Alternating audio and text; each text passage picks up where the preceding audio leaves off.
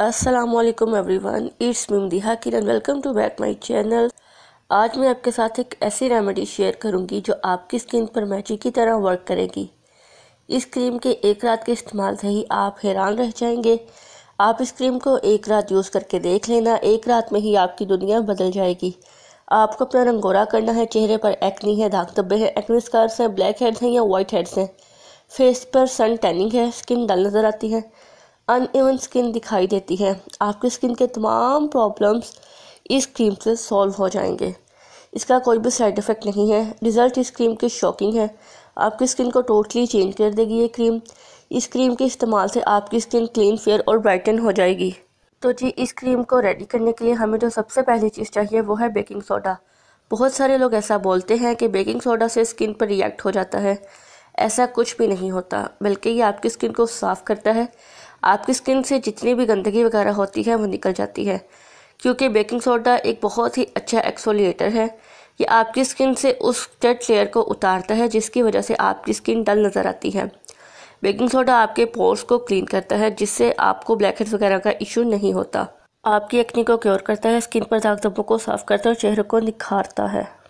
इस क्रीम को बनाने के लिए जो हमें सेकंड नंबर पर चीज़ चाहिए वो है ड्राई मिल्क। ड्राई मिल्क में लैक्टिक एसिड होता है जो हमारी स्किन को क्लियर करता है और फेयर करने में बहुत ज़्यादा हेल्पफुल होता है।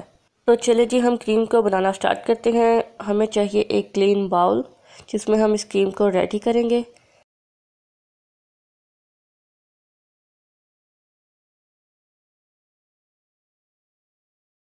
वन टेबलस्पून बेकिंग सोडा का हम बाउल में ऐड करेंगे।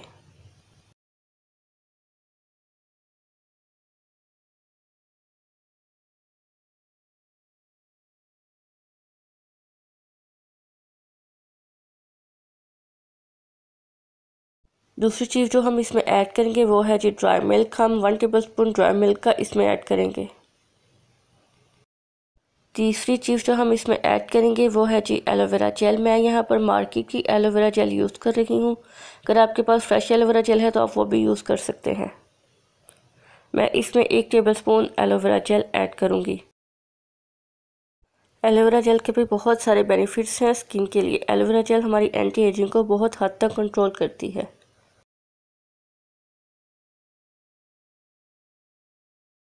चौथे नंबर पर हम जो इसमें इंग्रेडिएंट ऐड करेंगे वो है जी वैसलीन। वैसलीन को हम इसलिए यूज़ करेंगे क्योंकि हमने जो बेकिंग सोडा यूज़ किया है इस क्रीम में, वो हमारी स्किन में जितना भी ऑयल वगैरह होता है वो सब ख़त्म कर देता है। वैसलीन हमारी स्किन को मॉइस्चर प्रोवाइड करेगा।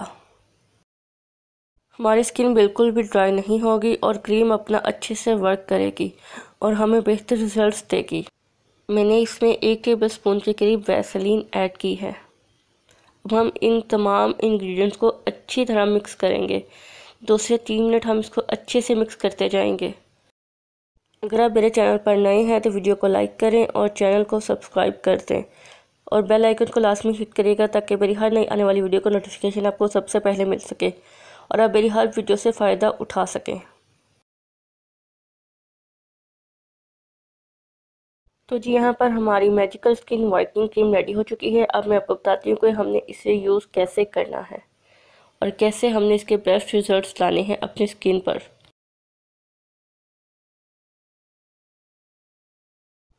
हम इस तरह से क्रीम लेकर अपने फेस पर और नेक पर अच्छे से अप्लाई करेंगे। 2 मिनट तक हम इस क्रीम का अपने फेस पर, नेक पर मसाज करेंगे और इसे ओवरनाइट के लिए अपने फेस पर लगा रहने देंगे।